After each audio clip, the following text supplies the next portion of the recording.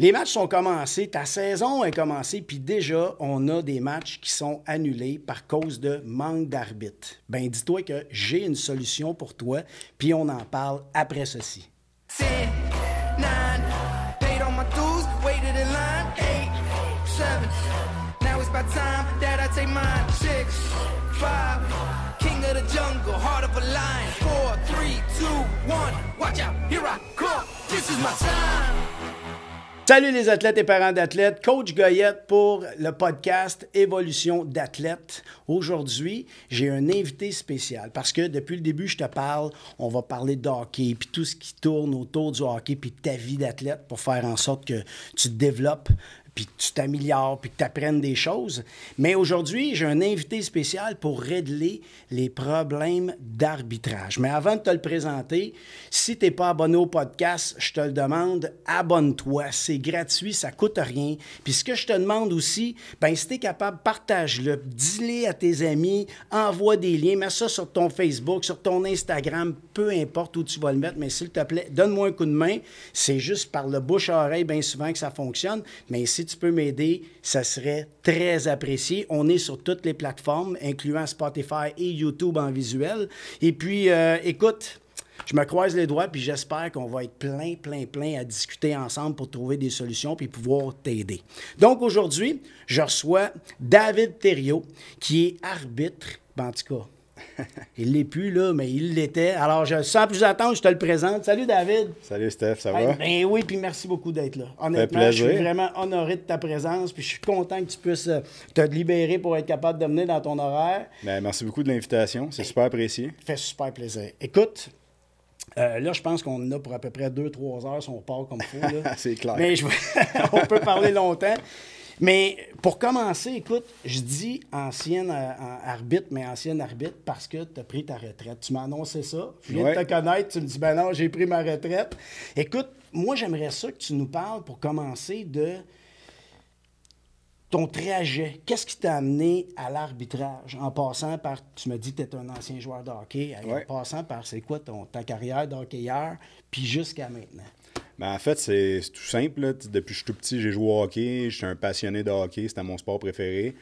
À l'âge de 14 ans, 15 ans, je commençais à voir un peu c'était quoi l'arbitrage. Ça commençait à m'intéresser. Puis il y avait un de mes chums, Alex Fraser, qui, lui, arbitrait. Fait qu'il m'en avait parlé. Il me disait, hey Dave, je te verrais faire ça. T'es calme, t'es posé. C'est quand même payant pour une job d'étudiant, tout ça. Puis on a vraiment du fun. La confrérie est le fun. On patine, t'as pas l'impression de travailler. Ça te tenterait-tu d'essayer? Fait que là, la première hiver, j'étais pas trop sûr, à 14 ans. Puis là, à 15 ans, ben, j'ai redemandé la question. Puis finalement, j'ai donné mon nom à l'association de Repentigny. Ça marche vraiment par ville ou par association régionale. Fait que j'ai donné mon nom, puis ils m'ont pris. Fait que là, j'ai commencé d'un plus petit niveau. J'ai suivi mon cours pendant une fin de semaine, puis par la suite, là, c'était vraiment un cours théorique. Là. Il n'y avait pas de pratique. Puis après ça, ben, là, j'ai commencé dans le novice, atome, plus récréatif. Là, tranquillement, pas vite, d'année en année, j'ai commencé à prendre du galon. Puis moi, je m'étais brisé un genou en jouant au hockey, fait que j'avais comme perdu un peu de vitesse au niveau de mon coup de patin. Ça n'a jamais été ma force, d'ailleurs. Mon coup de patin, c'était ma lacune. J'avais bien des forces, mais pas le coup de patin. Fait que là, je savais que ma carrière de joueur, elle s'en allait plus dans le mur. Je savais que je me ferais pas drafter junior majeur à cause de ça. C'est quoi tes niveaux que tu as joué? J'ai joué 2B première année, 2A deuxième année toute ma vie. Jusqu'à midget 3, je me suis fait couper justement après ma blessure au genou. Fait que là, je me suis ramassé, c'était la deuxième année du midget espoir. C'était tous les meilleurs 15 ans au Québec dans ce temps-là. C'était juste des 15 ans. Puis par la suite, j'ai joué midget espoir, 2 ans, midget 2A. J'ai fini ma carrière junior 2A puis j'ai arrêté. Mais la passion de l'arbitrage était vraiment rendue trop présente. Ça me tentait plus de jouer. Réussissais-tu à faire les deux? Oui. Tu faisais les deux? Mais c'était énorme parce que, au début, je voulais faire beaucoup de sous en arbitrant. Fait que je me mettais tout le temps disponible. Fait que je faisais, mettons, entre 10 et 14 games par semaine. C'est quand même beaucoup. Puis je jouais en même temps. Fait que là, c'est là que la passion de jouer a vraiment descendu. Puis là, la passion d'arbitrer a juste... Quand tu commences à faire des meilleurs calibres, tu commences à avoir bien plus de fun sur la glace. Puis c'est là que ça a commencé. Fait qu'après ça, je me suis fait inviter parce que de la manière que ça fonctionne, ça marche par ville. Après ça, par région. Puis après ça, tu gradues au niveau supérieur. Là, je vais tout l'expliquer. Mais je me suis fait inviter au programme de développement des officiels de ma région. Fait que ça, c'est tous les meilleurs officiels de la région. OK. Fait que dans ce temps-là, c'était Pee-Wee 2A, Bantam 2A, Midget Espoir, Midget 2A. Puis ça, c'est le tremplin pour t'en aller sur le staff provincial. OK. Le staff provincial, c'est Midget 3A, Junior 3A, collégial, universitaire. Bien ça, là, on va en parler. Là, on va Ouais. passer là-dedans. Là, parce que moi, je connaissais pas ça. Puis jamais je m'étais arrêté pour penser comment on choisit, comment ça se passe. Là, tu vois, tu me parles, là, on a des comités. Puis c'est comme Ouais. s'il y avait des... Il y a des galons, c'est une Ah, organisation il y a vraiment une des structure. arbitres. là, C'est très, très structuré, l'arbitrage. Exactement. Ben écoute, mettons, là, je me mets dans la peau d'un petit gars de 14 ans comme toi, 15 ans. Je veux arbitrer. C'est quoi le chemin? Le chemin, c'est pas compliqué. Il faut que tu donnes ton nom à ton association régionale OK. ou tu t'inscris à une école comme la mienne. Moi, je suis une école privée, dans le fond, une école d'arbitrage. Après ça, je suis en mesure de référer les jeunes aux bons endroits. Tu sais. OK. Nous, on fait, dans notre école d'arbitre, on fait 7 heures de glace en 2 jours. Fait que c'est un programme sur 12 heures en 2 jours.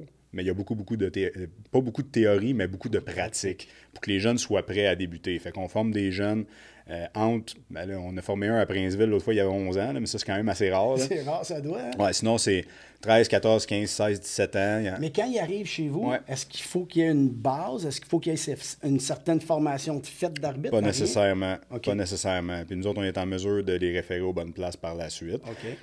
Il y a aussi le côté de la fédération. Eux autres aussi donnent des formations. C'est plus des formations en ligne ou formations théoriques en classe. Quand tu gradues plus au niveau 3, niveau 4, niveau 5, ça, c'est les niveaux internationaux.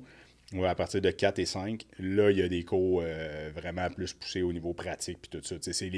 Rendu là, c'est les meilleurs des meilleurs. T'sais. Puis là, j'ai même vu, là, je saute du coq à l'âne. Ouais. Moi, ce qui m'a fasciné, je regardais tes vidéos, puis justement de ton école, je trouvais ça tellement trippant. Puis même moi, je me suis même dit, je vais te l'avouer, j'ai regardé, j'irais-tu arbitrer, moi, genre, là, je ferais tout ça, tu sais. Puis ça m'a donné le goût, je trouvais ça intéressant. OK. J'ai dit, il me semble que moi, je ferais ça. Puis passer dans ton école, c'est le genre d'affaires que j'aimerais faire, qui me donnerait une certaine assurance, justement, avant d'embarquer sur la glace, tu sais. Un peu au même titre qu'il y a des jeunes qui font des écoles de hockey, Ouais. puis tu te sens mieux quand tu arrives à ton camp d'entraînement. Ben je pense que c'est un peu, j'ai vu ça un peu de la même manière. Tu sais, je me suis dit, le petit gars qui se dit, moi, je m'en... Il y en a-tu qui vont... année 2-3 ans. Oui, il y en a que ça fait 3 ans qu'on existe, nous autres, puis il y en a que ça fait 3 ans qu'ils viennent. OK. Ouais. Mais tu sais, Mais as-tu des grades? Y a-tu... nous, c'est vraiment une école spécifique. Tu sais, on y va vraiment plus personnalisé pour chaque personne qui s'inscrit à l'école. Là, tu sais. Nous autres, le maximum de personnes qu'on peut prendre pendant une séance, c'est 40. OK. Pour avoir vraiment le contact personnalisé avec tous les kids. Tu sais, moi, notre but, nous autres, c'est pas de remplir des chandails puis let's go, on met du monde sur la glace. là, C'est pas ça pantoute. Là. C'est vraiment de développer l'arbitre. Autant au niveau psychologique qu'au niveau pratique sur la glace. Parce que Sylvain Guimond, il vient nous aider à toutes les années. Les conférences en psychologie du sport. T'sais, on a des arbitres internationaux qui viennent nous aider aussi à toutes les années. Là. Mon ami Alex Garon, qui est directeur des officiels du programme, il vient. Chris Provost, ça a fait de la Ligue américaine. Dans le passé, j'ai Sylvain Lausier qui a fait les Jeux olympiques. Cette année, Nick Piché, ça a fait des championnats du monde, Memorial Cup.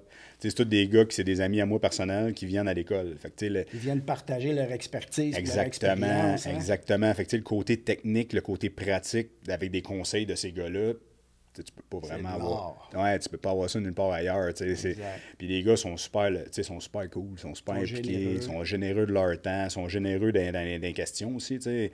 Des fois, l'école est finie, puis ils répondent à des questions pendant 1 heure et demie après. Là. Fait que les Mais gars là, sont cool. Tu as des joueurs, ben pas des joueurs, je suis tout le temps dedans. Ouais. Mais tu as des arbitres, tu as Ouais. des jeunes, mettons, qui arrivent de différents. Est-ce que tu mélanges tous les niveaux ensemble? On fait des groupes séparés dans l'école. OK, selon leur expérience ou Exactement. expertise ou leur niveau, mettons, puis on Exactement. les sépare. Parce que souvent, tu as 3 steps trois genres de personnes qui veulent venir s'inscrire à l'école. Tu as des nouveaux. Tu as des gens qui veulent s'améliorer. Puis tu as des gens qui aspirent à monter, mettons, sur le provincial. Exact. Qui veulent vraiment venir chercher des techniques spécifiques via, tu sais, mettons, si le gars il est plus spécialisé comme juge de ligne, ben lui, ça l'intéresse de venir avec un Nick Piché qui ça fait 12 ans qu'il est dans le junior majeur, qui a fait le World Senior, World Junior, les Combines NHL. Avoir accès à ce gars-là, privé pendant 2 jours, ben ça fait toute la différence que les types qu'il va apprendre là, c'est ce qui va faire que probablement ça va l'aider dans ses matchs. T'sais. Mais dirais-tu que les jeunes qui veulent aller chez vous, oui, Ouais. ils veulent se spécialiser, mais c'est comme ils veulent investir dans leur, peut-être Oui. une petite carrière. Là, qu'ils voudraient Ça, c'est faire. sûr. Puis souvent, c'est des gens qui veulent s'améliorer en tant qu'arbitre, mais en tant que personne aussi. T'sais. Ce cours-là, il est unique. Nous autres, moi, je le dis, l'école OEA, c'est c'est une école de la vie au-delà d'une école d'arbitrage. Tu apprends toutes sortes d'affaires. Il y a Douglas Leblanc qui est un président de compagnie renommée. Mes amis, je connais bien. Ouais, Douglas, c'est un ami à moi aussi. Puis, il vient donner une conférence sur un parcours de sa vie. C'est probablement un des gars qui a eu la vie la plus rock'n'roll pour se rendre où ce qui est rendu comme entrepreneur. Mais il vient donner une conférence de motivation à notre école. Fait que c'est pas nécessairement juste du hockey. C'est ça que je voulais amener qui rend notre école puis notre fin de semaine unique. C'est ça qu'on voulait faire. Là. Puis, mettons le petit garçon qui rentre 15 ans, il rentre avec toi. Maintenant, il fait ses galons avec toi. Là, il s'en va pratiquer, il s'en va faire des matchs, etc. Les niveaux, comment est-ce que je sais, comment est-ce qu'il est propulsé dans le niveau supérieur après? Est-ce que ça va juste avec l'âge ou ça va avec vraiment son talent? Il doit en avoir des talentueux comme dans n'importe quoi. Là, absolument. Puis ils peuvent monter. Il passe une évaluation. Comment ça fonctionne? À chaque stade que tu arbitres ton niveau, ben, souvent, c'est des supervisions. Fait que c'est des gens qui vont t'aider à t'amener au niveau supérieur, ce que moi, je fais dans mon programme. Au niveau de la fédération, la même affaire. Chaque organisation a ses superviseurs. Fait que le jeune, souvent, ça prend un bon coup de patin. Réceptivité aux supervisions. S'il y a un superviseur qui vient te voir et il t'apprend des affaires, ben, s'il voit que tu les appliques de match en match, ben, ta progression va se faire naturellement. C'est comme un joueur de hockey. Tu coachable. Il faut que tu sois coachable. Ça, c'est sûr à la base. Il faut que tu sois motivé. Il faut que tu sois disponible. Quand tu arbitres, tu es disponible une journée par semaine pendant 2 heures, puis le restant du temps, tu vas voir tes chums et ta blonde, ben, malheureusement, il y a quelqu'un qui va prendre ton spot. C'est comme dans n'importe quoi. Ouais. Mais c'est certain que le coup de patin, c'est la base. Le jugement, l'arbitrage, ça prend énormément de jugement. Le hockey, c'est le sport le plus dur à arbitrer au monde. Parce que c'est un sport physique, c'est un sport rapide. Puis, c'est tout le temps du quick and play. Là, c'est de l'action-réaction, des calls. C'est pas... Le jeu, il est presque jamais arrêté. Fait que c'est souvent de l'évaluation de toutes sortes de points que je viens de te nommer là qui vont faire que le kid, peut-être que lui, il va être stagné à faire du récréatif. Mais celui qui a du talent, il peut monter assez vite. Là. Ça peut aller très rapidement. Quelqu'un qui est motivé, ça peut aller très vite. Puis même dans le bas âge, parce qu'ils prennent de plus en plus jeunes au niveau supérieur. T'sais. Mais là, ça doit... Tu sais, mettons, je prends Midget 3. Midget 3, ils ont 16 ans, mettons, Midget. Bon, mais c'est sûr que tu peux pas mettre un 16 ans là comme arbitre. C'est assez rare. Souvent, tu vas y aller, des 18 ans et plus. Ouais, je te dirais, dans le Midget 3, là, il y en a des arbitres de 18 ans, 19 ans. T'sais, dans la Ligue junior majeure du Québec, là, il y en a engagé en bas de 25 ans. Là. Mais c'est sûr que ça prend du bagage. Là, c'est ça. C'est une des meilleures ligues au Québec, fait que c'est sûr que nécessairement, c'est les meilleurs arbitres qui sont là. C'est comme dans n'importe quoi. Là, ça m'amène à te poser la question. Moi, la première chose que je me disais quand tu étais arbitre, là, puis là, je me disais, ouais, tu as envie de me faire crier dessus? Ça arrive-tu? C'est-tu beaucoup? Ça va-tu de mieux en mieux? C'est-tu moins souvent? Moi, je suis énormément impliqué dans le hockey scolaire. Je te dirais que c'est vraiment bien. Souvent, c'est des intervenants. Il n'y a pas de parents en arrière du banc. Dans les estrades, veux pas, il y a plus de matchs dans le jour, fait qu'il y a moins de spectateurs, mais on dirait que la communauté dans le hockey scolaire est un petit peu différente. Je te dirais que dans le hockey civil, pour les derniers matchs que j'avais faits, je trouvais que c'était un peu un cirque. Là. On dirait que le monde, il rentre dans l'aréna, puis la switch à décolle, puis là, c'est le bordel total, tu sais. Puis, le petit gars qui est là à 14 ans, on se demande pas pourquoi il y en a qui lâchent, là, tu sais. C'est pas tout le monde qui est capable de se former une bonne carapace, puis qui est capable de faire face à cette adversité-là. Mais une fois que tu as compris, moi, je l'ai tout le temps pris de même, puis les bons arbitres, je pense que c'est tout de même qu'ils l'ont compris. T'sais, les gens, ils crient pas après la personne personnellement, ils crient après le gilet, tu sais. Ouais. Fait qu'une fois que tu es capable de dire que, regarde, qu'est-ce qui est à l'extérieur de la patinoire, je peux pas le gérer anyway. Moi, qu'est-ce que j'ai à gérer, c'est les 2 bancs puis les 8 coachs. Ben, 8, mettons 6 coachs. Fait que, mettons, dans des calibres plus élevés, 40 gars. Ça fait du monde pareil, là. Oui, non, moi, je vous lève mon chapeau parce que il y a des games, tu sais, j'ai vécu des games où c'est parti en vrai quand je coachais, tu sais. Puis je me mettais à la place des arbitres, puis je me disais, ça doit pas être facile. Tu dois donc avoir le goût qu'elle finisse la game. Tu aurais le goût de faire « OK, c'est fini, allez-vous-en tout chez vous. Vous n'avez pas compris la game pantoute. Parce que ça vient que ça disjoncte totalement, comme tu dis. Puis c'est pas trop cool. Mais moi, je me pose la question, est-ce qu'il y a des spécialistes en psychologie qui viennent vous parler de comment gérer ça, ces périodes-là? Parce que c'est quand même plus intense. Tu sais, tu joues au hockey, tu joues dans le hockey, tu entends le monde crier, tu les entends pas trop. Puis quand tu arbitres, j'imagine... Peut-être c'est la même chose, mais je me dis, tout le temps quelqu'un qui crie après ou t'entends crier tout le temps. Puis là, ça chiale tout le temps. À un moment donné, il faut que tu fasses un mur, tu sais, puis il faut que tu prennes ta distance. C'est quelqu'un qui vous enseigne ça? Ben, nous, à l'école, il y a Sylvain Guimond. Ouais. Nous, on est très, très, très chanceux d'avoir Sylvain dans l'équipe. Ça fait 3 ans qu'il est avec nous autres, puis il aide les jeunes du programme aussi s'ils ont des quoi que ce soit dans leur vie personnelle ou dans leur cheminement, si ça va pas bien, il est là pour eux autres. Fait que ça, je suis énormément choyé d'avoir Sylvain dans l'équipe. Ouais. C'est un bon ami maintenant, puis c'est vraiment le fun qu'il fasse ça pour nous. Mais en général, non. C'est ça qui est... T'es 3 ou 4 arbitres, fait qu'il faut que tu te tiennes serré. Puis, moi, je le dis tout le temps à l'école, c'est un travail de communication. C'est un travail de prestance puis de communication. Si tu communiques bien dans ta game puis tu gardes ton standard bien solide, t'en échapperas pas de game. C'est pas arrivé souvent dans ma carrière que j'ai échappé des games. Ceux qui échappent des games, souvent, c'est sûr, il peut arriver des gestes disgracieux, on n'est pas à l'abri de ça.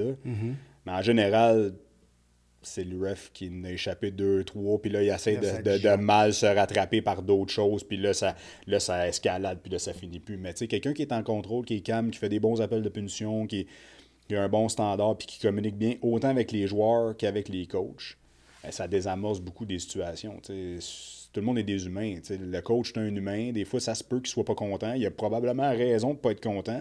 Parce que c'est rare qu'il y ait des coachs qui chialent pour rien. Il y en a, là. Malheureusement, il y en a. Comme dans n'importe quoi. Mais si tu communiques bien avec ces gens-là, souvent, tu vas te sauver de la merde pas mal dans tes games. Là. Ça, c'est sûr et certain. Non, puis j'écoutais un moment donné, tu parlais lors d'un TikTok, tu sais, on te filme en train de coacher, puis tu disais ça, puis j'ai trouvé ça smart.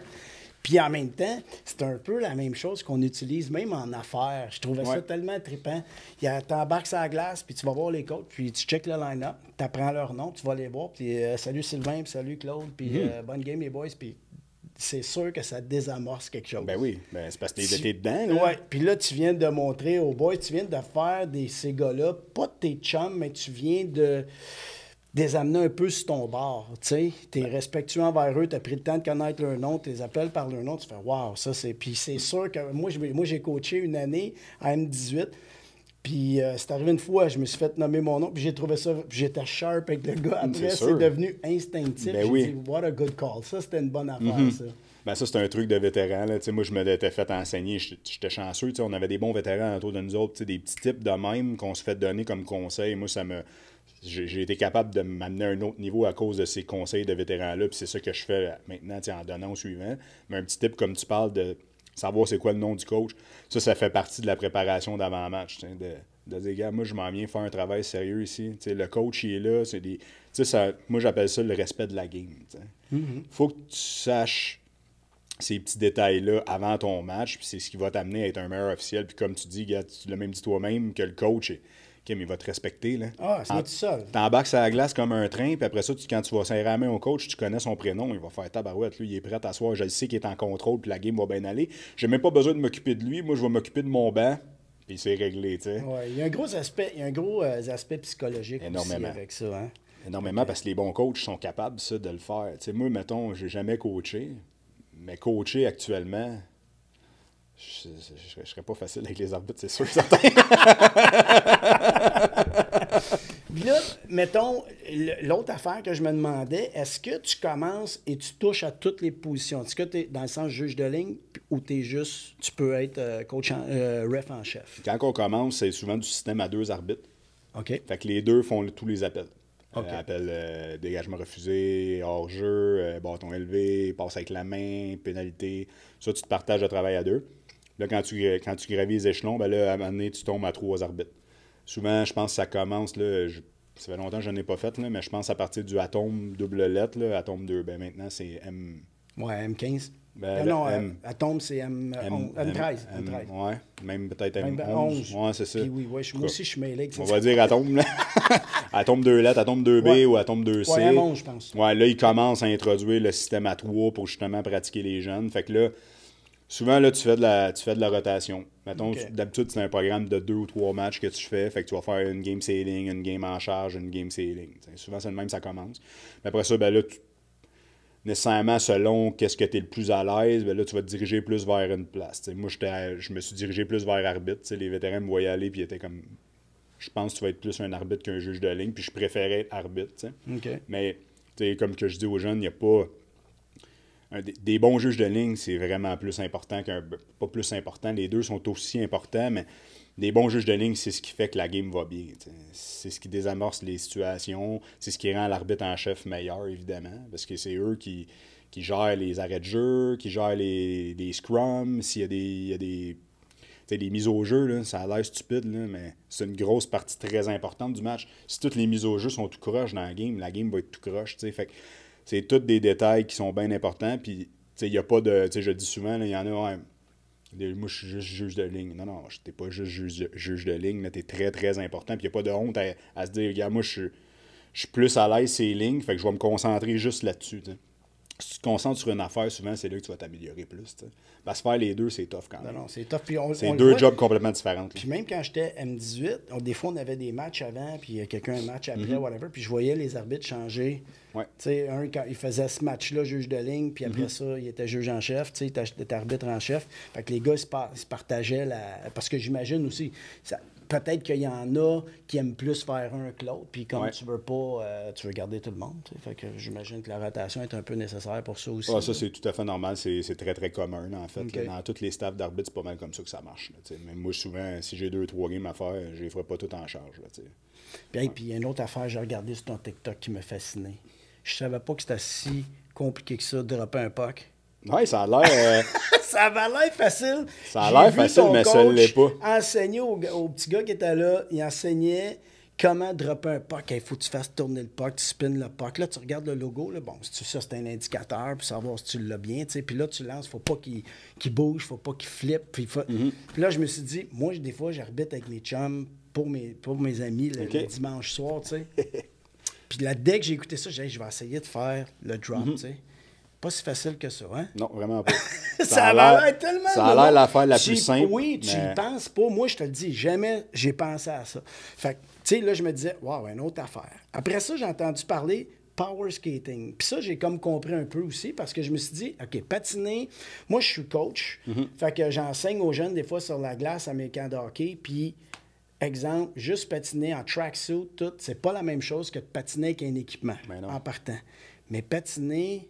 pas de bâton, avec un équipement, ça, c'est bizarre. Puis, tu sais, c'est pas la même affaire. Tu viens de me rappeler de quoi? Quand j'ai commencé à boutrer, j'étais comme... Le positionnement, c'est tough parce que, tu sais, quand tu joues, tu vas vers le puck. Mais quand tu arbitres, faut pas t'aller vers le puck. En plus? Faut que tu sois positionné pour voir le jeu le mieux possible. Fait que, puis t'as pas de bâton. Fait que, tu sais, c'est quand même une grosse adaptation. Tu sais, moi, je le dis souvent, te transformer en arbitre. T'sais. C'est comme une grosse transition quand même. Fait puis même dans tes patins, là, on parle technique patin.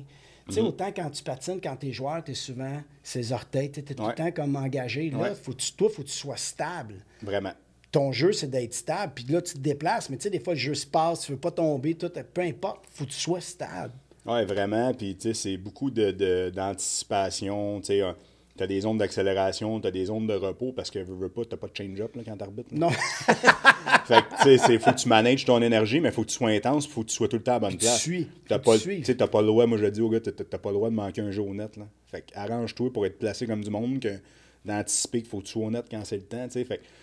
C'est-tu bien gros cardio? Ben oui. Pas vrai? Ben oui. Oui? Non, patiner un match de 3-20 intense, tu sors de là, tu es censé être brûlé. Là. OK. Ouais.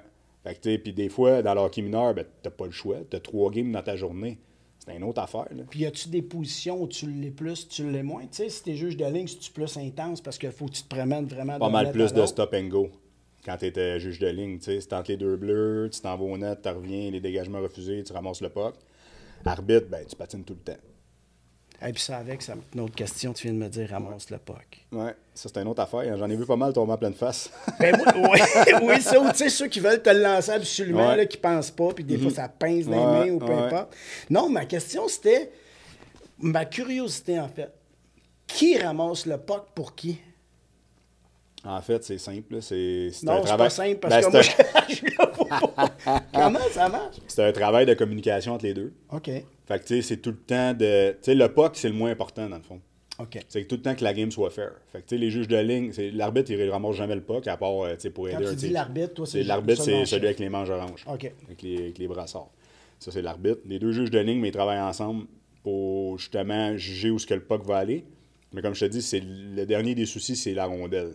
Il faut protéger les joueurs en premier. Fait que s'il y a une altercation, on règle l'altercation avant de ramasser le puck. S'il se passe rien, évidemment, c'est souvent celui qui est le plus proche. Fait que eye contact avec l'autre. Il y en a un qui va ramasser la rondelle. OK. Moi, je pensais que c'était comme zoné. Tu sais, tu faisais des ondes, OK, c'est mon bord, le face-off, il est là, je vais y aller, tu Anciennement, c'était le ramasses. même. Puis nous autres, on le gérait encore comme ça en haut. Mais maintenant, dans les niveaux inférieurs, c'est... Tu te donnes plus la rondelle. Fait que, mettons, il y en a un qui attend au point, il y en a un qui va ramasser le puck, puis il va se replacer au point, puis l'autre, il s'en va à l'autre place. OK. Fait que tu gagnes du temps en faisant ça. Il n'y a Ouais, plus parce d'échange de qu'en ayant rondelles. un gars qui est tout de suite au point de mise C'est au ça. jeu, tous les joueurs se regroupent là pendant que toi, tu vas chercher la rondelle. Exactement. Fait que c'est vraiment Puis comme y je te a-tu une dis. raison pourquoi il n'y a plus de... Ben, tu ils ne ont- donnes plus? je pense que c'est peut-être pour gagner un petit peu de temps. OK. Tu sais, l'échange de rondelles, tu sais, veux pas, dans certaines catégories, c'est pas tout le monde qui est super habile, tu sais, côté coup de patin. OK. Puis après ça, ben, échanger la rondelle, ça prend peut-être une seconde. Non, 2 je secondes de comprends. Puis plus. là, tu l'échappes, puis ça l'empêche une transition. Ça l'empêche ça. Moi, perso, j'ai commencé en donnant le puck, fait que j'aime bien ça le faire encore, ouais. parce que je trouve que tu as plus de contact Tu avec ton peux-tu, partner. mettons, tu le fais de main, tu disais, nous autres, on va le faire de même, tu peux-tu? Ben oui, ben oui. OK. Oh, y a C'est pas toi de- qui décides, Il n'y a là. pas de règlement. Il y a pas de règlement. Tu sais, les vétérans, ils font encore comme ça. Là. OK. Tu sais, fait que, Mais moi, j'ai toujours pensé... même on le fait avec des jeunes aussi. Là. On s'échange de puck aujourd'hui, ils sont comme, ben oui. S'échange de puck, qu'est-ce que c'est ça? Tu sais, à cette heure, les jeunes, tu sais, je les adore, là, mais ils sont plus sur leur téléphone. Tu sais, nous autres, dans la chambre, là, on n'avait pas de téléphone. Là. Ça l'a-tu... Ça, le téléphone, chez les joueurs, on le voit. Ouais. Ça fait-tu la même affaire chez les arbitres? Ça Ah, a-tu ben une oui. incidence? C'est très, très addictif. Là. Tu sais, même pour nous, les adultes, tu sais, je suis dans la dernière génération, tu sais, j'ai 32 ans, je suis dans la dernière génération, pas de téléphone au secondaire. OK. Tu sais, moi, j'ai eu un téléphone, j'avais 18 ans. Fait que j'étais déjà plus au secondaire.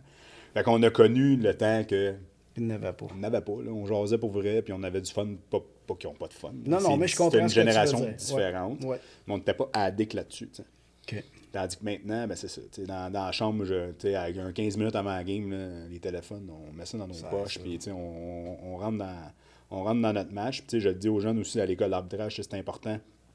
Préparez-vous à votre game, parce que tu sais, si 2 minutes avant que tu embarques sur la glace, c'est encore sur ton TikTok, puis tu checkes les vidéos ouillées de l'école d'arbitrage, ça va être pas payé pour ta technique, là, mais tu sais, je fais des jokes, mais quand tu vas embarquer sur la glace, tu seras pas prête, là. Mais ça, tu sais, c'est la... Comment je pourrais bien dire ça? Ça devrait être quelque chose... Moi, j'ai toujours dit, on ne peut pas enlever les téléphones, il faut apprendre à vivre avec. Puis s'il y a Ouais. quelque chose qu'il faut apprendre, puis qu'on a le problème aujourd'hui, c'est de vivre le moment présent. Fait que si Exact. tu arrives dans quelque chose, puis tu t'en vas, que ce soit travailler, que ce soit... Puis là, 3 minutes avant, tu es encore sur ton téléphone, c'est sûr ça scrape ta préparation Ben dans oui. tout ce que tu vas faire. C'est sûr que t'es pas prête. Pas en tout. Sûr. Puis ça, c'est tough à leur montrer ça, puis à leur expliquer ça. Puis eux autres, ils vont essayer de te vendre, ben non, ça change rien. Non, ça change quelque chose. Puis tu sais, je le vois avec les jeunes, mettons, même à l'entraînement. Moi, quand ils viennent au training, je leur dis, laissez vos téléphones Ben dans oui. vos sacs. Ça, c'est C'est un heure important. pour toi, c'est un heure que tu vas te donner. Ça va te faire du bien aussi. Oui, puis je pense que, tu sais, notre travail, c'est d'essayer de mettre ça en pratique, tu sais, l'histoire oui. du téléphone, parce qu'on pourra pas, tu sais, là, je le vois, là, il y en a des gens, on devrait enlever ça. Ben non, tu peux pas enlever ça. non, C'est un super bel outil, il n'y a pas de trouble, mais il faut apprendre à travailler avec. On peut apprendre un plaquet de choses. Moi, ça m'a permis de te connaître, tabarouette. Eh oui, exact. Non, parfait. c'est vrai. Fait que, tu sais, mais il y a une façon de faire, puis encore plus, tu sais, quand tu es un athlète, ou même quand tu coaches, ou même quand tu arbitres, il y a un moment où il faut t'arrêtes, puis tu tombes dans ton moment présent. Puis les jeunes, ben c'est un peu ça. Tu sais. Fait que j'imagine, je me demandais si les jeunes arbitres, même quand tu arbitres, si tu de la même affaire. Fait que c'est un peu ça aussi. Ben, je pense que tu rentres dans la chambre de hockey, tu sais, c'est un moment le fun que avant la game, tu es en de boys, souvent c'est. Tu sais, nous autres, notre staff, la confrérie est débile. Tu sais, les gars, c'est vraiment des chums, puis ils ont du fun à l'aréna. Tu rentres dans la chambre de hockey, c'est comme quand tu vas jouer avec tes boys dans la ligue de garage ou dans ton équipe. Tu as le goût de dire des niaiseries, tu as le goût d'avoir du fun, de juste décrocher de la vie normale, puis de rentrer dans le boys room, là, tu sais, comme on dit. Fait que nécessairement, je pense que les téléphones, ils se tassent naturellement aussi. Puis, tu sais, s'il y en a un qui est. Il va être plate, là. Tu sais, tout seul, si les autres jasent, tu sais, fait que Non, tout exact. le monde va embarquer dans le beat. Mais oui, c'est sûr que c'est une génération qu'on n'a pas le choix de. C'est une évolution de technologie qu'on n'a pas le choix de vivre avec. Autant que ça peut être pratique, autant que ça peut être plate Ouais, des ça peut fois. être tu sais. musif, tu sais. Ouais. OK, là, j'ai une autre question pour toi. Vas-y. T'as-tu déjà arbitré des ligues de garage? Oui. Ça, là, ça doit être pire que l'hockey mineur par bout. Ah, c'est bien pire. Ouais, hein. Moi, je l'ai fait parce que j'étais étudiant et j'avais besoin d'argent. Tu l'as fait étudiant en plus? Ah, j'étais jeune, là. T'as dû te faire chier sur un temps? Le pire, tu sais quoi, j'étais intense, fait que c'était pas si pire. Les gars, ils me respectaient parce que je patinais. OK. Tu sais? OK.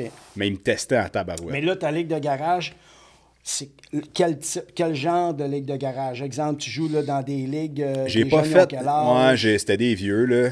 Ben, je dis des vieux, j'avais Hey, 17 attention, ans. là. Hein, c'est ça. C'était des vieux, tu sais, à cette heure. Je joue dans les ligues de garage, moi, je recommençais T'es à rendu jouer. un vieux, là. Ah, c'est ça. Ouais, puis je sais Mais il y pas. avait quel âge à l'époque quand t'as Entre 30 et 45, certains. OK. Fait que, tu sais, il y avait 2 fois mon âge. Ouais, puis il était encore intense. Ouais, mais il me respectait, tu sais. Mais comme je te dis, j'aimais pas ça parce que j'étais tout seul. Mais tu sais, j'allais comme dropper un puck, patiner, c'était des pick-up. Fait que tu sais, c'était pas Ouais, tu si colles pas pire. tant d'affaires que ça. C'est ça. Mais j'aimais pas ça, mais tu sais, c'était payant, puis j'étais étudiant. Fait fallait que je mette du gaz dans mon char, puis fallait que je paye mon permis, puis mon téléphone. Fait que mes petites Mais sorties. ça, avoue, ça, c'est moins payé. Un pick-up, c'est le fun. La plupart du temps, c'est tous des chums. On n'est pas là pour se battre. Puis tout. Ouais. Moi, j'ai joué dans des ligues organisées. Mm-hmm. Puis à un moment donné, j'ai arrêté. J'ai arrêté, là, il y avait des batailles, des coups chiens. Ça finissait plus. Puis là, je me mettais même dans le pot de l'arbitre. Tu sais, à un moment donné, moi, j'ai failli me battre. Ouais. Puis j'ai regardé dans les estrades, mon fils était là, puis j'ai fait, qu'est-ce que je fais? Là? Fait que là, j'ai arrêté ça. Il se dit sec. L'arbitre, elle me dit, là, t'as un 5. Je dis, non, j'ai pas un 5, j'ai le reste de la game. Moi, je fini. m'en vais. Terminé. Moi, je suis pas ici. Puis je connaissais même pas personne. Il m'emmenait remplacer quelqu'un. Ouais. Puis là, je me faisais bûcher tout. Puis là, je me suis mis à la place de l'arbitre. Je me disais, gérer ça, là, sérieux, ça doit être plate, ça, un temps. Ouais, pis tu sais, là, on se le cachera pas, là. Moi, je leur lève mon chapeau, là. Big time, les gars qui font ça, souvent, c'est à des heures poches. Tu sais, le soir tard. 9h30. Tu sais, nous autres, dans la confrérie de l'arbitrage, on dit quasiment c'est des cimetières à arbitre, là, dans le sens que c'est des gars qui ont plus vraiment de place nulle part, qui se ramassent là. Fait que c'est pas nécessairement les meilleurs, mais crème, au moins, ils sont là, tu sais. Fait que souvent, on leur donne de la merde pour rien, dans le fond, tu sais. Les gars sont pas chanceux, mais c'est la réalité. Fait que ils s'en vont ramasser leurs 50-60$, puis ils s'en vont à la maison, un petit train va loin. Mais tu sais, c'est du stock, là. Mais là, tu sais, tu dis cimetière, mais en même temps, qu'est-ce qui détermine que c'est fini quand tu suis pas la game? Ouais. Ou quand ça te tente plus aussi, là. Ouais. Puis, tu sais, veux pas, il y a des jeunes qui poussent à un moment donné, tu sais. Tu veux pas te faire prendre ton spot, mais il faut que tu restes en shape, là, quand t'arbitres, tu sais, si tu suis plus le jeu, puis, tu sais, il faut que tu restes committed into the game, là, tu sais, je veux dire, il faut que... Moi, j'ai tout le temps eu un énorme respect pour la game, parce que les gars, ils se tiennent en forme. Fait que moi, en étant arbitre, faut que je me tienne en forme, tu sais. Je l'ai tout le temps appris de même, c'est ce qui a fait que j'ai gravé les échelons dans l'arbitrage. Mais, tu sais, même dans le hockey mineur, un vétéran qui suit plus, ben, je pense que lui-même, il va avoir une auto-évaluation de lui qui va dire, regarde, j'en ai assez fait, je pense. C'est assez. Il, là, il prendra plus son pied non plus dans ce qu'il fait, j'imagine. Ou juste peut-être se dire, regarde, je vais régresser un peu, je vais faire des plus petits, puis je vais aider les nouveaux. T'sais. Ça, c'est de quoi qui est bien apprécié dans le domaine. Là, parce qu'il y en a... Là, les jeunes, là, vous avez entendu, par exemple, il faut que tu continues à te tenir en forme. Ça veut dire que si tu es un joueur de hockey présentement, puis tu te tiens en forme, puis tu joues un beau niveau, puis un bon niveau, tu es bon en patin, good, ben continue parce que ça veut dire que tu as peut-être une deuxième carrière, tu as peut-être un autre segment de carrière qui touche au hockey. Tu sais, le hockey, c'est pas juste être joueur de hockey, tu peux faire tellement de choses, puis là, tu sais, David, il nous le montre là, que tu peux continuer puis faire autre chose, que ce soit arbitre ou que ce soit agent ou que ce soit peu importe. Il y a tellement de choses qui touchent au hockey si tu es encore passionné. Mais surtout, il faut que tu restes en forme parce que, comme tu dis, ça prend du cardio. Il faut que tu sois en forme pour faire ça. C'est du patin, tu travailles fort. Fait que c'est les mêmes besoins quasiment. Ah, exactement. Puis on sait, tu es dans l'entraînement, ça fait des années. Là, au niveau mental, l'entraînement, il n'y a rien de mieux. Là, ouais, ça fait du bien, effectivement. Que, ça me garde dans le shape, mais ça me garde dans le shape. Là. Ben oui, beaucoup. exact. Cool. David, parle-moi un peu là, maintenant de ton parcours d'arbitre. Toi, là, fait que là, tu as arbitré ça, mais tu as monté quand même assez haut là, dans l'arbitrage. Ouais, je me suis rendu jusque dans la Ligue nord-américaine de hockey. C'était un objectif que j'avais quand j'étais plus jeune. Quand j'ai commencé à arbitrer, j'ai tout le temps un peu trippé sur cette ligue-là. Puis, tu sais, moi, je travaillais au CN comme inspecteur de points structure. J'avais une belle carrière, puis tout ça. Puis, il est arrivé des... T'sais, quand je suis arrivé au step de monter sur le provincial, ça faisait une coupe de finale que je faisais au programme de développement. J'avais eu des bons championnats provinciaux puis tout ça. Là, quand il est venu le temps de monter, j'ai eu mon premier échec, fait qu'ils m'ont pas pris sur le staff provincial. Fait que là, j'avais soit une autre option de dire, regarde, je vais améliorer mon coup de patin, je vais travailler fort l'année prochaine. Mais y a-tu quelqu'un qui te le dit, qu'est-ce qui te manque pour arriver à ça? Oh, et moi, c'était mon coup de patin, mon problème. Fait que je savais, tu sais, les calls étaient là, le positionnement était là. Moi, Doug Hayward, il me l'avait dit, il dit, Thériault, tu sais, va suivre des cours de power skating, ça va t'aider, puis après ça, je pense que tu vas être prête, tu sais. Mais là, j'avais ma carrière, puis j'étais comme, tu sais, je vais-tu continuer à bûcher pour essayer de dénicher un contrat peut-être dans East Coast, whatever, pas beaucoup de salaire pour essayer la long shot pour arbitrer professionnel, ou je me concentre sur ma carrière, puis je m'en vais carrément faire d'autres choses dans l'arbitrage. Fait que c'est ça que j'ai décidé de faire. J'étais beaucoup sur la route pour la job, puis je voulais une famille, je voulais une maison, tu sais. J'avais déjà un condo à cette époque-là, j'étais jeune, mais... Mais ça te limitait. Ça me limitait côté disponibilité, mettons. OK. Tu sais, fait que j'ai dit, garde, je vais m'en aller. Là, il y avait une nouvelle ligue qui commençait, c'est la LHPS dans ce temps-là. Ouais. Puis au début de la LHPS, c'était vraiment hyper fort. C'était des programmes privés, puis il n'y avait pas beaucoup d'équipes dans la ligue, puis ils cherchaient des bons arbitres. Fait qu'ils m'ont lâché un coup de téléphone. Fait que j'ai commencé dans cette ligue-là. Puis là, ça a commencé tranquillement à déboucher. Puis là, j'ai eu des opportunités. Tu sais, j'ai fait la finale cette année-là dans la LHPS, dans les playoffs. Après ça, j'ai eu une opportunité d'arbitrer dans le senior. Fait que là, c'est là que ça a commencé mon épopée dans le hockey senior. Ça a duré 10 ans. Ouais. Fait que là, c'était la Ligue de hockey senior A de la Mauricie, ça s'appelait. Une ligue de malades mentales. Sans doute. C'était débile. Fait que là, j'avais 22 ans, j'ai monté ces lignes. Puis j'étais pas un juge de ligne pantoute. Okay. J'étais content d'avoir monté ces lignes parce que, tu sais, là t'arbitres des hommes. Puis il y avait beaucoup de batailles. Fait que, là, à ce niveau-là, vous êtes 4, je pense. Dans ce temps-là, on était 3. OK. Parce que ça fait pas longtemps qu'il y en a 4. Dans cette ligue-là, je pense qu'on s'est tourné à 4 en 2016-2017. Okay. Mais quand j'ai commencé, on était 3. Fait que il y avait du folklore là-dedans, c'était malade. Là. Fait que là, ouais, j'ai fait la finale cette année-là. Non, demi-finale, c'est lignes. Ouais, demi-finale, game 7, c'est lignes. Puis là, l'année d'après, ils m'ont donné ma chance en chef. Okay. Fait que là, à 24 ans, j'arbitrais en chef tout seul dans cette ligue-là. Et là, j'ai appris. Là. Oh, ouais, c'était fou. T'as appris à la dure. Ouais, j'ai appris à la dure, mais tu sais, quand tu dis forger une carapace, arbitrer des hommes, puis gérer ta game, puis de managing de game, c'est là que j'ai tout appris ça. Puis là, la ligue était de plus en plus forte. C'était vraiment la filiale de la Ligue nord-américaine. Il n'y avait pas de Senior 3 dans ce temps-là, c'était le Senior de la Mauricie, puis là, la Ligue grossissait. Il avait fusionné avec la Ligue des cantons de l'Est, fait que c'était vraiment une grosse ligue provinciale, mais il appelait ça la Ligue Senior de la Mauricie. Fait que ouais, fait que là, ça a commencé dans cette ligue-là. Puis là, tranquillement, pas vite, il y avait Jim Chendick, qui était le boss de la Ligue nord-américaine dans ce temps-là des arbitres, qui était venu me voir. Il était comme, ouais, t'as un excellent potentiel, on va checker ça pour la Ligue nord-américaine. Peut-être encore une petite affaire jeune, va faire pas mal de playoffs, puis après ça, je pense que tu vas avoir ta chance. Puis après ça, ben là, c'est Martin Wagner qui est devenu directeur des officiels dans la Ligue nord-américaine. Jim, ils l'ont tassé. Fait qu'il m'a donné mon premier try-out dans la Ligue nord-américaine en 2019. Au Colisée de Laval. Ouais, c'était vraiment le fun. Ma famille était là, là dans le House of Pain. C'était malade, là, j'ai reçu le call. Moi, j'étais à Rivière-du-Loup dans la famille. OK. Puis il m'a dit, ouais, tu peux-tu arbitrer à soir? J'étais comme, hey, c'était le 27 décembre. OK. Il dit au Colisée de Laval. J'ai dit, ben là, il est midi, j'étais à Rivière-du-Loup. Fait que là. Là, tu t'es dit, fuck, pas là, ou. T'as-tu capoté un peu? Non, ouais, j'y vais. Ah, j'ai dit, j'y vais. OK. Fait que là, j'ai pris mon char, je suis descendu, cancel le party de famille, s'en va à Montréal. M'en va arbitrer. Ouais, s'en va arbitrer. Fait que pluie verglaçante. Une espèce d'affaire. Tout pour t'aider. Tout pour m'aider. Fait que puis j'avais pas mon stock. Là, Wag, il me dit, Wag, c'est Martin Wagner, il me dit, ouais, t'as-tu ton stock avec toi? Mais là, ça prend tes patins. Tu peux pas ça patiner sans pas tes patins. Là, écoute ça. Fait que là, il me dit, t'as-tu ton. Parce que là, je suis encore à Rivière-du-Loup quand je te parle là. Il me dit, t'as-tu ton stock? Je dis non. Parce qu'il dit, il y a une game à Rivière-du-Loup à soir, tu sais. Fait que je pourrais faire un switch, tu sais. Ben, j'ai pas mon stock, tu sais. Il est chez nous. Ben, tu es capable de te rendre à Laval? Tu penses que tu vas être à temps? Je dis, ben, on va m'arranger pour être là. Fait que, plus verglaçante, descend à Repentigny, pogne mon stock sur une gosse, arrive au Colisée de Laval. Il y avait du monde, c'était le retour de Jonathan Diaby, qui avait fait une frasque, une coupe de game avant, il revenait de sa suspension, le Colisée était quasiment plein. Fait que j'étais arrivé, le warm-up commençait. Pas prête, pas en tout. Première game à vie dans cette ligue-là. Puis tu sais, la Ligue nord-américaine, c'est probablement une des ligues les plus sous-estimées en Amérique du Nord. C'est très, très fort. Tout le monde pense que c'est une ligue de bataille, mais c'est pas ça, pas en tout. Là. Ça joue au hockey. T'as des choix de première ronde qui jouent là-dedans dans la Ligue nationale. T'as des gars qui ont joué NHL. T'as des gars qui ont joué dans la Ligue américaine, à Magnus en Europe. T'as des gars qui sortent du majeur, Ligue universitaire. T'sais. Même les gars universitaires qui vont jouer dans cette ligue-là, ils dominent pas. Là. Et ça joue. Là. T'es du bon joueur. Là. Ouais, fait que là, j'arrive là. Puis ça s'est bien passé. Fait que là, l'année d'après, je suis rentré temps plein. J'ai fait 2 saisons complètes. Puis là, ben. J'ai 2 petites filles qui grandissent à la maison, la famille, ma blonde, puis là, les filles, ça fait du ski l'hiver, puis la danse le samedi matin. Fait que là, tu sais, je partais, des fois, je partais 24 heures là, de chez nous, tu sais. C'est énormément de sacrifices parce qu'on aime ça. Ouais. Mais à un moment donné, quand tu as fait le tour, ça faisait déjà 10 ans que je faisais du senior, à le faire déjà beaucoup. T'sais, quand les filles étaient plus petites, c'était moins pire, je me rendais moins compte. Mais là, quand ta fille a dit « Ouais, papa...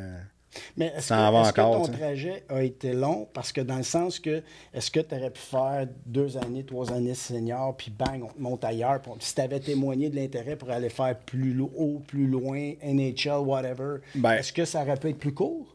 Ben écoute, je te dirais, comme je te dis, le chemin pour aller professionnel, il est différent que moi, le chemin que j'ai pris. Moi, c'était une décision personnelle. J'aurais pu le faire, tout donner pour arbitrer professionnel. D'après moi, je l'aurais fait. Mais c'est énormément de sacrifices. Il faut que tu fasses du provincial. Après ça, tu as des try-outs un peu au niveau peut-être professionnel. Là, maintenant, c'est plus le fun pour les gars. Il y a plus d'accessibilité parce qu'il y a une équipe à Laval dans la Ligue américaine. Okay. Puis il y a une équipe à Trois-Rivières dans l'East Coast. Fait que ça ouvre des portes pour les jeunes du Québec qui veulent avoir des spots. Là, c'est sûr qu'il y a un autre dossier qui est plus plate à jaser qui prennent beaucoup d'anciens joueurs. Fait que des gars qui n'ont pas d'expérience, ils prennent des spots des arbitres de carrière parce que, mettons, tu es un ancien joueur de la Ligue américaine, tu sais que ta carrière est finie, mais tu veux commencer à arbitrer, bien, ils t'engagent tout de suite. Fait que mais quand tu dis tout de suite, où? Dans la Ligue nationale? Non, dans le professionnel. Mettons, East Coast. Pareil. Ouais. Fait que ça vole des spots pas mal. Puis ça, les gars au Québec, ils l'ont pris dur. Moi, j'ai des amis proches que... Ah ouais, des gars qui ont fait des échelons comme faux. Puis se sont fait voler leur spot là, par des gars. Même les gars, ils sont là, puis ils sont comme, je m'excuse, moi, je prends ta place, mais... J'ai une chance, je vais apprendre. Fait que t'as des gars, comme mon chum Alex Garon qui nous aide dans le programme, Olivier Gouin, les gars, ça a fait les Olympiques. Ben, pas les gars. Gouin, ça a fait 2 fois les Olympiques. Ben, il signait des gars, 0 expérience à sa place. Fait que, à un moment donné, tu te dis, gars, je vais continuer combien d'années encore ou qu'est-ce que je fais? Fait que les gars, ils prennent des décisions.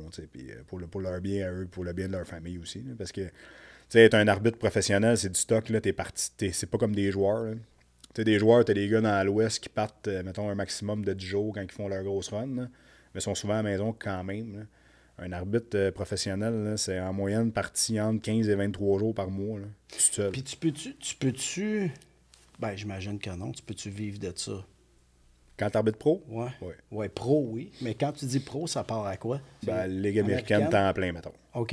Ouais. Ceux qui font East Coast, Ligue américaine, temps plein, ils vivent de ça. Ben, t'as pas le choix, parce que t'as pas de temps pour faire d'autres choses. C'est ça. Puis tu voyages, j'imagine, tu fais l'avion. Tu te promènes partout en Amérique du Nord, là. OK. Souvent, les gars qui sont basés au Québec, ils travel plus dans l'Est, mais des fois, tu as des trips qui s'en vont plus dans l'Ouest, plus vers, mettons, la Floride, puis tout ça. Mais c'est une vie quand même assez rock'n'roll, là. C'est sûr. Écoute, là, on arrive au point où j'aimerais ça que tu me parles de ton école d'arbitre, qui n'arrête pas de dire école de hockey. Hein? C'est tellement instinctif. C'est normal, ben oui. Mais écoute, parle-moi de ça. Comment ça fonctionne? Ça peut peut-être intéresser nos jeunes. Comment ça fonctionne? Ben, l'école d'arbitrage OEA, dans le fond, c'est ouvert à tous. Autant les nouveaux que ceux qui veulent se perfectionner, ceux qui aspirent à monter sur le provincial. Puis on est chanceux, il y a bien des personnes que ça fait longtemps qu'ils arbitrent qui veulent juste venir se perfectionner, se rafraîchir un peu au côté technique puis côté personnel. Là. Fait que c'est ouvert vraiment à tout le monde. Nous autres, à chaque école, c'est maximum de 40 participants. Puis je te dirais qu'en moyenne, on tourne tout le temps entre 20 et 30 participants par école d'arbitrage. Okay. Comment qu'on peut s'inscrire? C'est simple. C'est sur notre site internet au www.officiel.com.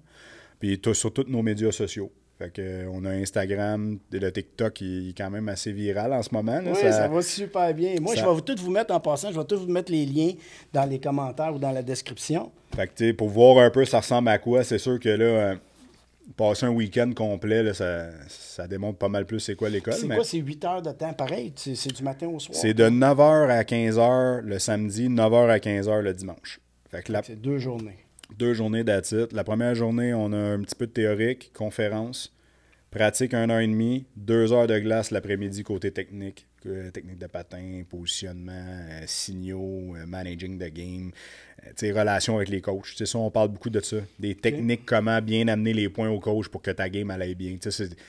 On amène toutes sortes de points vraiment méconnus que tu peux pas nécessairement avoir ailleurs. T'sais. Ah ben moi, quand je te le dis, à chaque fois que je voyais tes TikTok, allez voir sur TikTok, sérieusement, puis juste les petits 1 minute, ça dure en moyenne ça, c'était fou. J'étais comme, jamais j'ai appris. Le face-off, comment parler au coach, tu sais. Tu penses pas à ces affaires-là, mais j'ai trouvé ça ingénieux. Je trouve que c'est vraiment bien.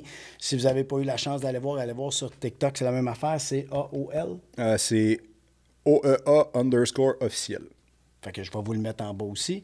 Fait que, écoute, puis as-tu d'autres choses, là? Comment ça fonctionne? S'ils veulent s'inscrire, ils vont là-dessus? Ouais, soit le site Internet, soit les médias sociaux, communiquez avec nous, puis on vous envoie un courriel, puis après ça, le procédé il est super facile. Bien, super. Très, très simple. Puis le dimanche aussi, qu'est-ce qui est encore plus le fun, c'est qu'on a un autre 1h30 de glace le matin, une autre conférence, puis l'après-midi, on arbitre des matchs. Des vrais matchs. Des vrais matchs. Des vrais matchs. Oui, il y a des vrais matchs. Il y a 2 équipes, ça joue, c'est des matchs en concours, mais on arbitre des vrais matchs. Puis les nouveaux, ils sont sous shadow, qu'on appelle. Fait que tu as 3 gars qui suivent les nouveaux, puis qui les placent aux bons endroits sur la glace. Fait que... Mais là, quand tu as 40 joueurs, comme si tu as 40 arbitres, ouais. Comment tu fais pour le match du dimanche? À 40, il y a 2 glaces qui roulent en même temps. OK. Puis on fait des clocks de 8 minutes. Fait qu'à chaque 8 minutes, on switch de staff. OK. Puis là, de toute façon, tu apprends beaucoup. C'est quand même assez visuel. Tu peux apprendre un paquet d'affaires à regarder. J'imagine, quand tu n'es pas ton tour. Exact. Puis on a un superviseur, on a 1 ou 2 superviseurs sur le banc. Des joueurs qui, justement, qui supervisent en même temps, qui montrent quoi faire, quoi ne pas faire. En plus des gars qui sont sur la glace en faisant du shadow. Fait que c'est juste une continuité d'apprentissage. Tout le 2 heures d'après-midi, le dimanche, il est vraiment le fun pendant les matchs. Là. Ça, c'est de quoi qui nous démarque aussi, puis que les jeunes y apprécient bien gros. C'est une bonne idée, mais là, puis là, question niaiseuse, mais cette game-là, c'est-tu organisé par vous autres pour faire en sorte qu'on fait de la situation de match? En fait, c'est un vrai match. Là, quand on est au complexe chez Perrault, c'était Ulysse Academy qui nous aide avec François Marcoux et son équipe. Là, je les salue. Eux autres, ils nous aident justement à... ils nous fournissent les locaux. Puis avec les équipes de Ulysse, on est capable de faire les matchs. Puis quand on se dirige ailleurs, comme quand on était à Joliette, c'était l'association d'hockey mineur de Joliette. À Princeville, c'était les Graals du collège Claretin qui étaient là dans la LHPS qui y jouaient. Fait que on est tout le temps en mesure d'organiser ça pour que ça fitte puis pour qu'on ait un bon calibre de hockey arbitré aussi. Fait que... Puis est-ce que tu as plusieurs régions? Es-tu dans plusieurs régions?